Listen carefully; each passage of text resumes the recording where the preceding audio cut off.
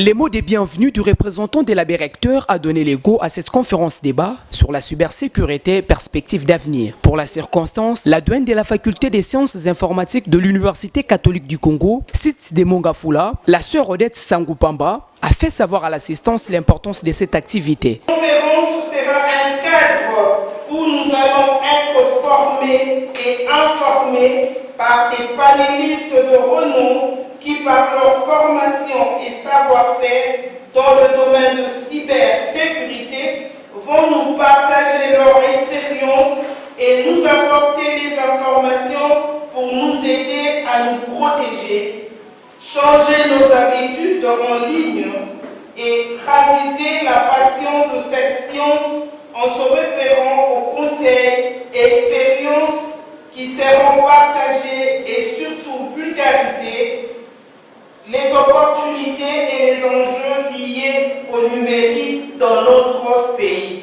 Une allocution qui a laissé place à l'intervention du professeur Kodjon Doukouma portant sur les codes du numérique. Dans son speech, il a fait savoir que l'apport des codes du numérique et les cadres institutionnels, les règles des compétences et autres. Il a par ailleurs relevé les 11 catégories des infractions que ces codes a prévues, entre autres l'infraction des droits communs, les attaques au système informatique, l'infraction liée à l'utilisation des données personnelles. À son tour, le professeur Kasenge Diamutumbe, deuxième orateur, s'est apaisanti sur la gestion des opérations et incidents sécuritaires du cyberespace en stipulant que c'est exclusivement prédominant de connaître l'Internet et c'est lui qui les gère. À cet effet, il n'y a pas une autorité centralisée pour la gestion de l'Internet. Les problèmes de sécurité informatique, les pirates informatiques de différentes catégories sont considérés comme des incidents, a conclu le professeur Kassengedia. Le troisième intervenant, Guy Germain Baki, expert en cybersécurité, a souligné que la cybersécurité est une affaire pour tous, car on ne peut pas concevoir quelque chose lié au numérique sans pourtant parler de la cybersécurité qui nécessite aussi l'assurance de la confidentialité, l'intégrité et la disponibilité des informations en vue d'éviter les vols d'identité, fraude financière, atteinte à la vie privée pour les individus et atteinte aux infrastructures critiques, perturbation des services publics pour la société. Enfin, le quatrième conférencier, Christian Katangwa, a parlé des métiers et outils de la cybersécurité. Une série de questions-réponses entre l'assistance et les intervenants a été au rendez-vous. Il s'est de rappeler que cette conférence a eu lieu en présence du représentant du ministre des tutelles et tout s'est clôturé à la grande satisfaction de tous.